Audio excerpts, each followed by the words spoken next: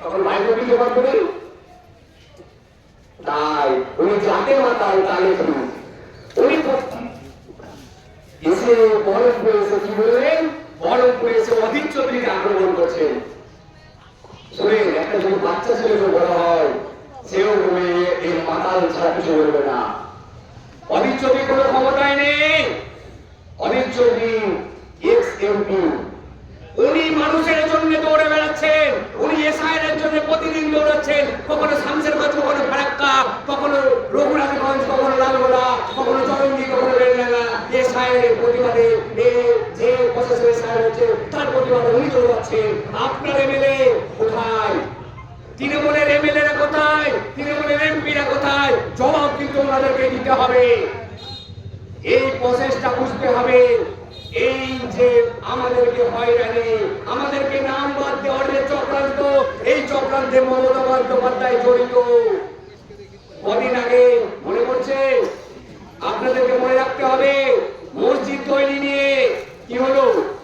যখন আপনারা চাইলেন একটা মসজিদ তৈরি হোক, বাবরি মসজিদ, মমতা বন্দ্যোপাধ্যায়ের এমএলএ, এখানকার মুসলিম এমএলএ আমার রঘুনাথগঞ্জ বিধানসভায় উনি বসে থেকে তাকে দল থেকে বহিষ্কার করছেন। চক্রান্তটা বুঝুন। যেই দিদি জগন্নাথের মন্দির করছেন, শিবের মন্দির করছেন, কখনো দুর্গায়ন করছেন, একের পর এক সরকারি জায়গায় মন্দির করছেন, আর কেউ যদি মুসলিম সম্প্রদায় যদি মসজিদ করতে চায় এই দিদি একটাই। তাই আমরা এখানে এসেছি সচেতন করতে এবং বিডিও সাহেবের কাছে হুঁশিয়ারি দিতে যে জুনিয়র ব্লকের মানুষকে সাধারণ নেমে নেবেন না। আমাদের এখানকার ছেলের প্রাণ গেছে, আর আমরা কারো প্রাণ যেতে দিতে পাঠাই না। আমার নেতা অধীর চৌধুরী বারবার দাবি জানিয়েছে আমাদের শ্রমিকদের কার্ড দেওয়া হোক, আমাদের শ্রমিকদের জন্য স্বাস্থ্যের জন্য এখানে একটা হসপিটাল নির্মাণ হোক। আমার নেতা অধীর চৌধুরী বারবার বলেছে শ্রমিকদের জন্য পিএফ হোক, শ্রমিকদের জন্য। আপনার নেতারা কি করলেন? তৃণমূলের নেতারা পিএফ অফিসটা জমি করেছিল, আপনি এখান থেকে দাঁড়িয়ে গেলেন কেন জানেন? পিএফ অফিসটা বাড়ির কাছে, আপনি আমি সবাই বাড়ি ওখানে যাচ্ছিলাম, কাউকে ঘুষ দিতে হচ্ছিল না। আপনি তো পিএফ অফিস চলে যাচ্ছিলেন, ঘুষ লাগছিল না। এখন বড় যেতে পারবেন, পারবেন না। তৃণমূলের নেতাকে ঘুষ দাও, তাহলে হবে। এই ঘুষ চক্রটা বুঝতে হবে।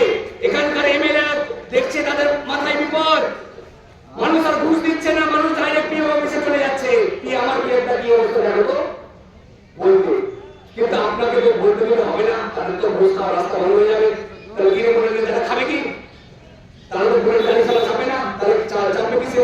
তাহলে স্করপিও চালা যাবে না, চাপবে কিসে? ভাতা কত টাকা পায়? একটা মেম্বারের ভাতা 3,500 4,000 নাকি? 3,000 টাকা ভাতাতে স্করপিও গাড়ি যাচ্ছে। ভাবুন, আপনি আমি 500 টাকা রোজগার করতে মন ছুটে যায় আমাদের। চুরিটা কোন পর্যায়ে হচ্ছে বুঝতে হবে।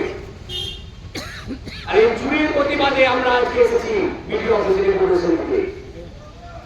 আমাদের 100 দিনের কাজ যখন কেন্দ্রে কংগ্রেস ছিল তখন সাধারণ মানুষের জন্য চালু করেছিল। 100 দিনের কাজটা বন্ধ করে দিল।